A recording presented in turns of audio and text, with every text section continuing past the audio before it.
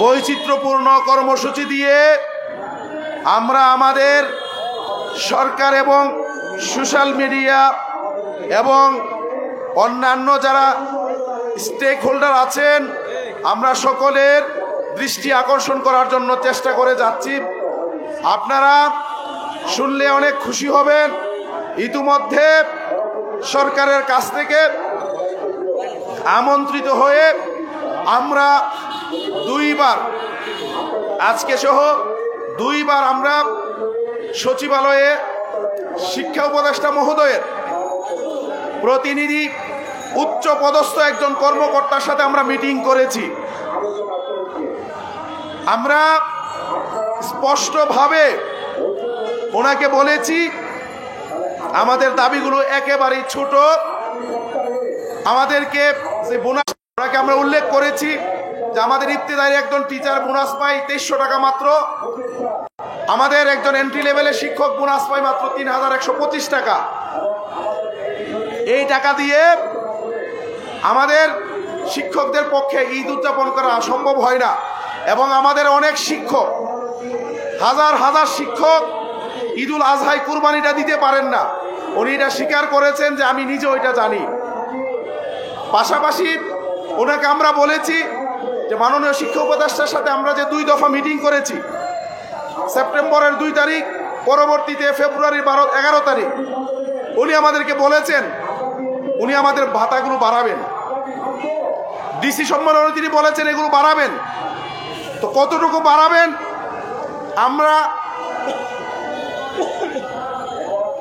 আমরা বলেছি এই বিষয়টা আপনারা একটু করলে আমরা চলে যাব। কর্মকর্তা মহোদয় অত্যন্ত মনোযোগ দিয়ে আমাদের কথা শুনেছেন। উনি বলেছেন আপনাদের বিষয় নিয়ে আলোচনা চলছে, এখন ঘোষণা তো আসলে আমি দিতে পারবো না, ঘোষণাটা উপদেষ্টা মহোদয় অথবা তার কোনো প্রতিনিধি দিতে হবে। যেহেতু উপদেষ্টা মহোদয় নেই,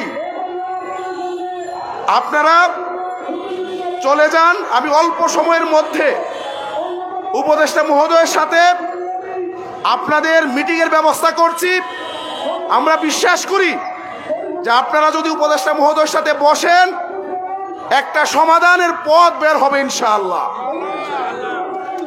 আমরা উনি বলে নিজেই বলে আমার নাম্বার রেখেছেন যে আপনাদের কন্ট্যাক্ট পয়েন্টকে, আমি বললাম আমি, তিনি বললেন আপনার মোবাইল নাম্বার দিয়ে যান। আমি তাকে কার্ড দিয়ে এসেছি, ওনার ব্যক্তিগত নাম্বারটাও আমি নিয়ে এসেছি। আমাকে বলছেন আর কাউকে নাম্বার দেবেন না, রাতেই ওনার সাথে আবার 1 দফা কথা হবে। আমরা আশা করছি যে এই স্বপ্ন নিয়ে এই 16 দিন ধরে আমাদের এমপিওভুক্ত শিক্ষকরা এই প্রেস ক্লাবের খোলা চত্বরে পড়ে আছে, অসহনীয় কষ্ট করছে, এই কষ্টের সমাধান খুব তাড়াতাড়ি হবে আমরা বিশ্বাস করি ইনশাআল্লাহ। আমরা আগে উপদেষ্টা মহোদয়ের সাথে এই বিষয়গুলো জানাইছি, এখন অতিরিক্ত সচিব একজন, তার সাথেও আমরা কথা বলছি, আজকেও একজন পদস্থ কর্মকর্তার সাথে কথা বলছি। এখন আপনারা বলবেন নাম বলছি না কেন? কারণ আমাদের এই আন্দোলনকে বানচাল করার জন্য, এই আন্দোলনকে ব্যর্থ করার জন্য বিভিন্ন জায়গা থেকে বিভিন্ন রকমের ষড়যন্ত্র হচ্ছে। এই জন্য কৌশলগত কারণে আমরা এই কর্মকর্তার নাম সবার সামনে প্রকাশ করতে চাই না। আমরা চাই যাতে আমাদের আন্দোলনটা সফল হয় এবং সার্থক হয়।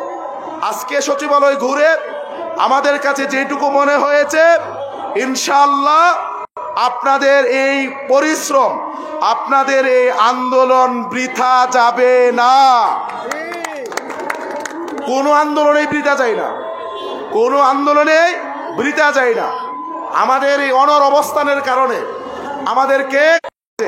আমাদের শিক্ষকদেরকে মেরে রক্তাক্ত করেছে, প্রতিবার আমাদের কর্মসূচিতে বাধা দেওয়া হয়েছে, কিন্তু আমরা আমাদের অবস্থান থেকে এক চুল পরিমাণও আমরা পিছপা হয়নি। আজকে আমরা প্রশাসনের লোকজনকে, বিশেষ করে আইন শৃঙ্খলা রক্ষায় নিয়োজিত যারা আছেন, ওনাদেরকে ধন্যবাদ দিতে চাই। ওনারা মন থেকে আমাদেরকে আজকে সহযোগিতা করেছেন। আমরা যখন মিছিল নিয়ে গিয়েছি ওখানেও তারা সহযোগিতা করেছেন। পরেও তারা সহযোগিতা করেছেন। জাতীয়করণ প্রত্যাশী জোটের পক্ষ থেকে ওনারা যে সহযোগিতা করেছেন এই জন্য তাদের প্রতি আমরা কৃতজ্ঞ, তাদেরকে ধন্যবাদ জানাই। আমরা আশা করি প্রশাসনের সহযোগিতা, আইন শৃঙ্খলা রক্ষাকারী বাহিনীর সহযোগিতা, ইলেকট্রনিক এবং প্রিন্ট মিডিয়ার যে বন্ধুরা প্রতিনিয়ত আমাদের এই সংবাদ প্রচার করে এই দাবির ব্যাপারে জনমত তৈরি করেছেন, আমরা তাদের প্রতিও কৃতজ্ঞ। সকলের সহযোগিতায় আপনারা যারা বিভিন্ন জায়গা থেকে এই প্রোগ্রামে এসেছেন, বিভিন্ন জায়গা থেকে বাংলাদেশের অনেক দূরবর্তী জেলা থেকে আপনারা এই প্রোগ্রামে হাজির হয়েছেন, জাতীয়করণ প্রত্যাশী জোট আপনাদের প্রতিও কৃতজ্ঞ। আমরা আজকে কোনো জ্বালাময়ী বক্তব্য দিব না, কারণ এখন আর আমরা জ্বালাময়ী বক্তব্যের জায়গায় নাই। যেহেতু আলোচনাটা সফলভাবে চলছে, আমরা এখন খুব ঠান্ডা মাথায় আমাদের আন্দোলনটাকে আমরা চালিয়ে নিয়ে যাব।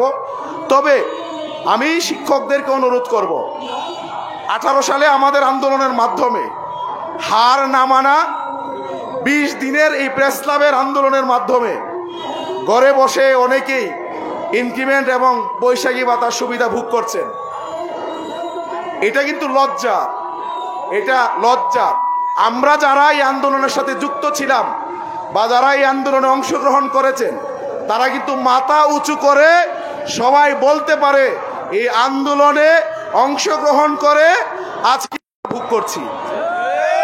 আমাদের এই আন্দোলনটা যেহেতু সফলতার দিকে হাঁটি হাঁটি পা পা করে এগিয়ে যাচ্ছে, যারা এখনো প্রেস ক্লাবের আন্দোলনে শরিক হননি, আপনাদেরকে আমরা বলবো যে আপনারা আর ঘরে বসে থাকবেন না।